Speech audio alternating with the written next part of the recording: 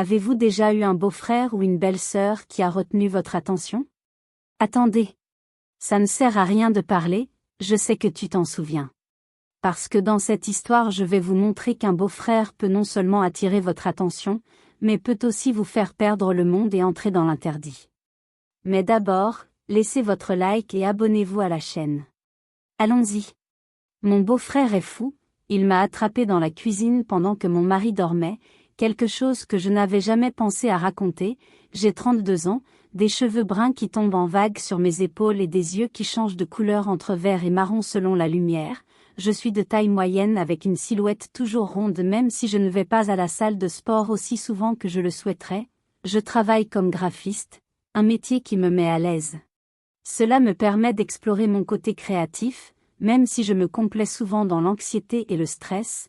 Je suis mariée depuis 6 ans avec Felipe, un homme gentil, aimant et travailleur. Notre vie ensemble est confortable, mais je ne peux pas m'empêcher mais j'ai l'impression qu'il manque quelque chose. Felipe est un ingénieur toujours occupé et nos conversations sont passées de profondes et émotionnelles à la discussion de ce que nous aurons pour le dîner ou de ce qui doit être réparé à la maison. Nous n'avons pas encore d'enfants, comment nous avons décidé de nous concentrer sur notre carrière avant de faire ce grand pas.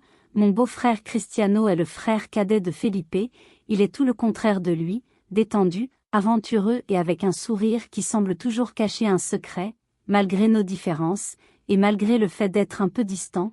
L'été dernier, tout a changé. Nous avions prévu des vacances en famille dans une maison de campagne sur la côte de Canquin. C'était un endroit idyllique en pleine nature avec le murmure de la mer en arrière-plan. Il n'y avait rien de particulier qui me faisait perdre le souffle. Ce qui allait se passer était un voyage comme tant d'autres, du moins je le pensais, mais quelque chose dans l'atmosphère du lieu, la liberté de la mer et l'absence de mon mari ont créé un contexte que je n'avais jamais connu avant ce qui s'est passé. Cet été-là. Ce que j'ai découvert sur moi et Cristiano a changé ma vie d'une manière que je n'aurais jamais imaginée. C'est l'histoire de cet été, une histoire de découverte, de passion et oui, d'infidélité, une histoire qui me hante et en même temps m'a appris les coins cachés. Du désir et du cœur, le début de nos vacances était comme un repos bien mérité. Canquin avec son énergie vibrante et ses magnifiques paysages était l'endroit idéal pour nous détendre. Le travail de Cristiano dans la vie nocturne de Canquin lui a permis d'acquérir une belle villa avec vue sur la mer. Nous sommes arrivés par une chaude journée de juillet. Felipe, mon mari avait l'air remarquable, débordé par le travail mais espérant pouvoir se détendre quelques jours avant de reprendre ses responsabilités. Cristiano nous a accueillis avec son sourire insouciant habituel, nous montrant que la villa était magnifique. Moderne, spacieuse, avec de grandes fenêtres laissant entrer la lumière du soleil et offrant une vue spectaculaire sur la Méditerranée, mais ce qui a le plus retenu mon attention était la piscine, un miroir d'eau cristalline entouré de chaises longues promettant des heures de détente sous le soleil. Les premiers jours ont été un tourbillon d'activités, nous avons visité des plages paradisiaques, dégusté la cuisine locale dans les petits restaurants de l'île et exploré des marchés pleins d'artisanat et de couleurs. Felipe semblait rajeunir de jour en jour. Et Cristiano était l'hôte parfait, toujours avec une nouvelle aventure à proposer. Cependant, tout n'était pas parfait la nuit. Felipe se retirait tôt, épuisé par la journée et toujours inquiet pour le travail. Je restais seule avec Cristiano, qui ne semblait jamais fatigué. Nous discutions sur la terrasse en partageant des bouteilles de vin local pendant que la brise marine jouait avec nos cheveux. Les moments sous le ciel étoilé de Cancun ont commencé à avoir une signification particulière pour moi. Cristiano m'a écouté comme Felipe ne l'avait pas fait depuis des années et son rire facile m'a fait me sentir léger. Et insouciant malgré la proximité croissante avec Cristiano, il n'y avait rien d'inapproprié dans nos relations, une amitié qui s'est épanouie sur un sol fertile. Alimenté par la magie de la isla et la solitude partagée, j'ai commencé à espérer ces nuits, ces moments de complicité et de rire. Même si au fond de moi une voix m'avertissait que je jouais avec le feu, Felipe, inconscient de ces changements subtils, était toujours immergé dans son propre monde. Reconnaissant pour le reste, mais toujours avec un œil au téléphone lié à vos responsabilités.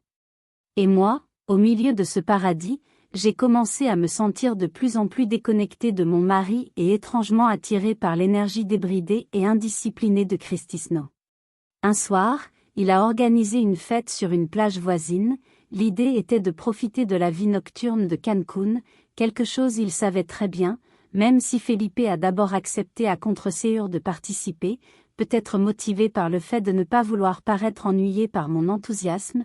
La plage était éclairée par des torchers et des lumières colorées qui se reflétaient dans l'eau, créant une atmosphère magique et surréaliste. La musique, un mélange de rythmes électroniques et de sons de la mer, parfaitement mêlés aux rires et aux conversations des gens, nous nous sommes mêlés à la foule dansant et dégustant les cocktails. Surtout le gin tonic que Cristiano a insisté pour nous préparer, au fur et à mesure que la nuit avançait. Et les effets de l'alcool se sont fait sentir. J'ai remarqué un changement dans le comportement de Cristiano, son attention envers moi s'est intensifiée, ses regards étaient plus longs, ses sourires plus significatifs, même si je l'avais d'abord attribué à l'ambiance festive, je ne pouvais pas l'ignorer. L'électricité générée entre nous chaque fois que nous joignions accidentellement nos bras.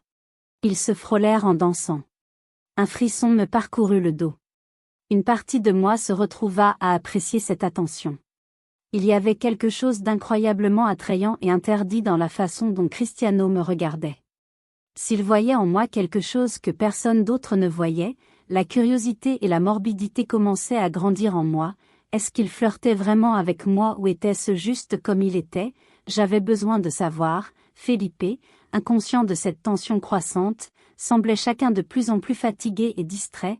À minuit il décida de rentrer chez lui, me laissant la possibilité de rester un peu plus longtemps, même si j'éprouvais de légers remords pour mes pensées interdites. L'émotion d'explorer ce qui se passait avec Cristiano était plus forte.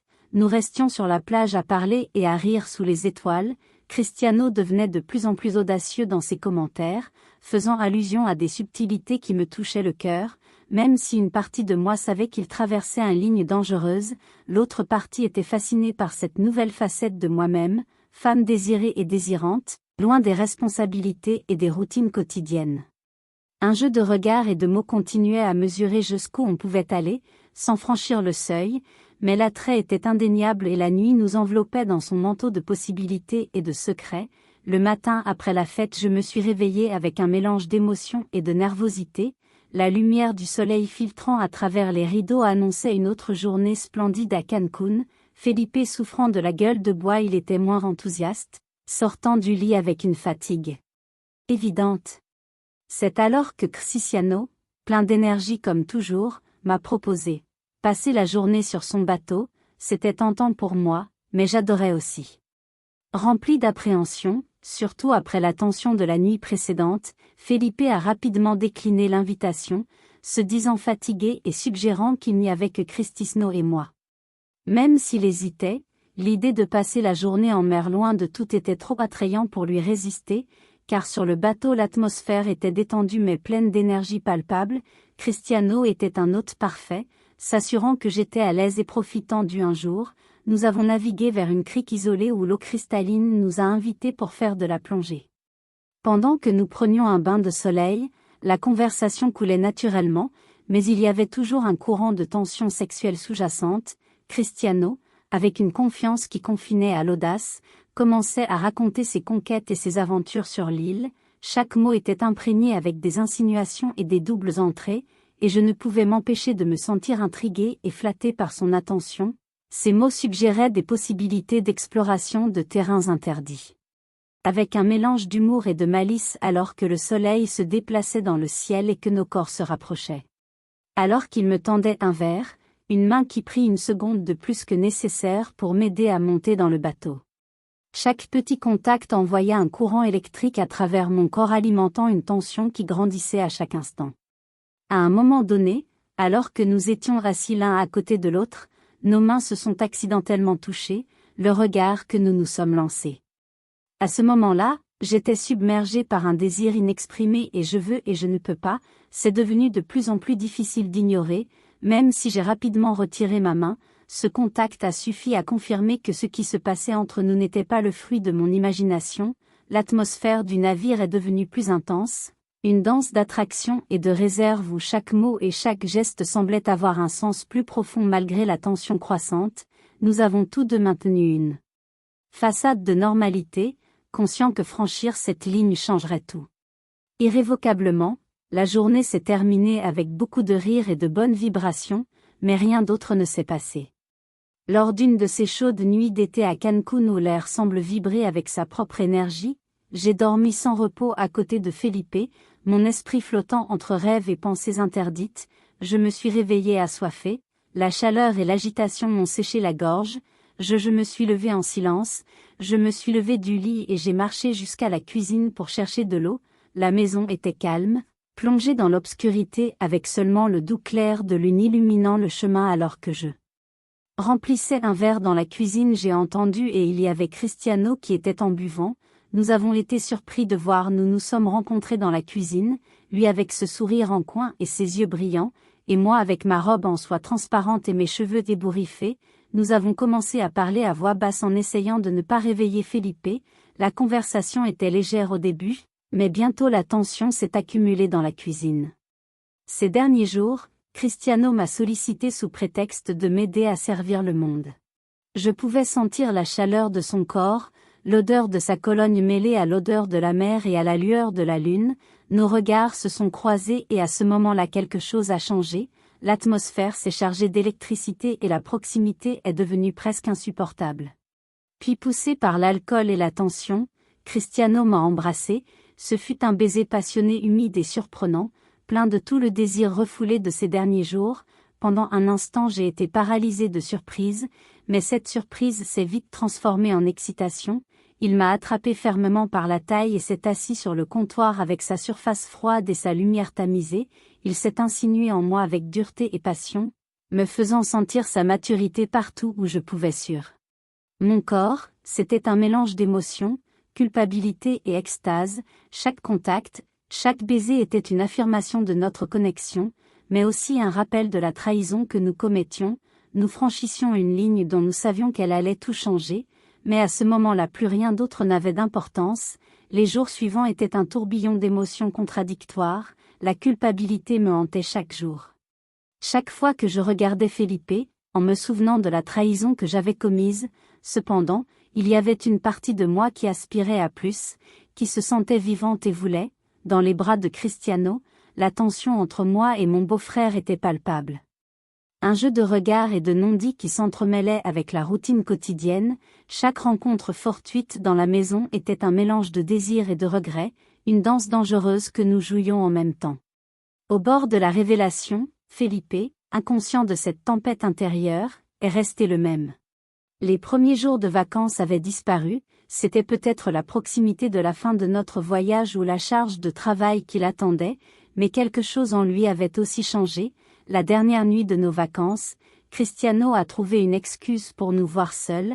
Il a suggéré d'aller dans un bar voisin, un de ces endroits cachés de Cancun où la musique et la nuit se fondent dans une escapade parfaite.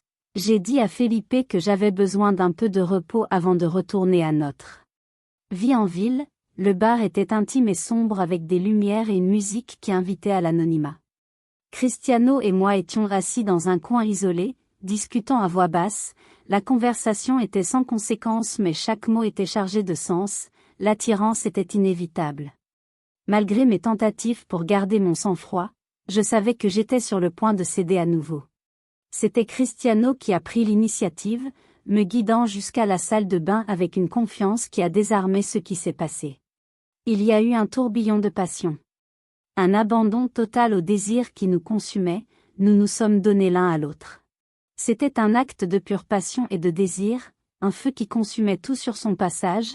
Alors quand nous sommes rentrés au village, la réalité a commencé à s'installer, l'ampleur de ce que nous avions fait, la trahison commise, tout cela semblait accablant. Je savais que ce qui s'était passé à Cancun ne pouvait et ne devait pas être transféré dans notre vie normale, c'était un chapitre clos, un secret que nous garderions dans le futur. Au plus profond de moi, les vacances se sont terminées sur un mélange de soulagement et de regret, de soulagement de retrouver la sécurité de ma vie habituelle et de regret de perdre cette intensité et cette connexion que j'avais vécue. Retour à la maison, c'était un retour à la réalité, à une vie qui semblait désormais plus complexe et pleine d'ombre. En repensant à cet été à Cancun, cela ressemble à un rêve lointain, un chapitre de ma vie teinté de passion et de débauche, mais aussi de profonde introspection. ce que j'ai vécu avec Lucas était une évasion de la réalité. Une parenthèse dans mon existence où les règles habituelles ne s'appliquaient pas, mais même maintenant que la vie est revenue à la normale, les répercussions de ces journées continuent de résonner en moi. J'ai appris que le désir et la passion peuvent être des forces puissantes capables de nous emmener vers des endroits inattendus et parfois dangereux.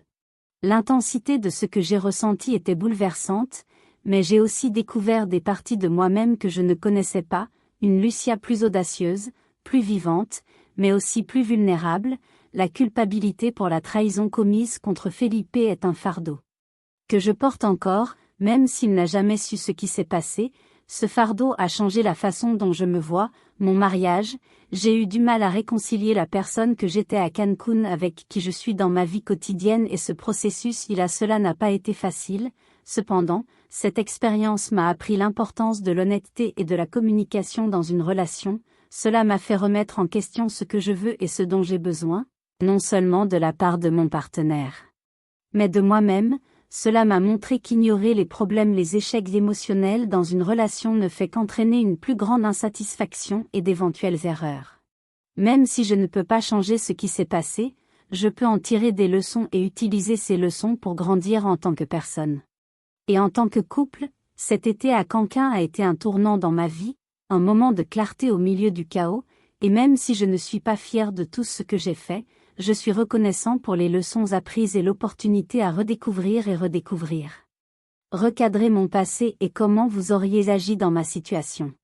C'était l'histoire d'aujourd'hui, intrigante n'est-ce pas? Beaucoup ont vécu ça, et la fin n'est pas toujours aussi heureuse. Mais dites-moi dans les commentaires ce que vous en pensez, et bien sûr n'oubliez pas d'aimer et de vous abonner à la chaîne. Merci et à la prochaine histoire d'infidélité.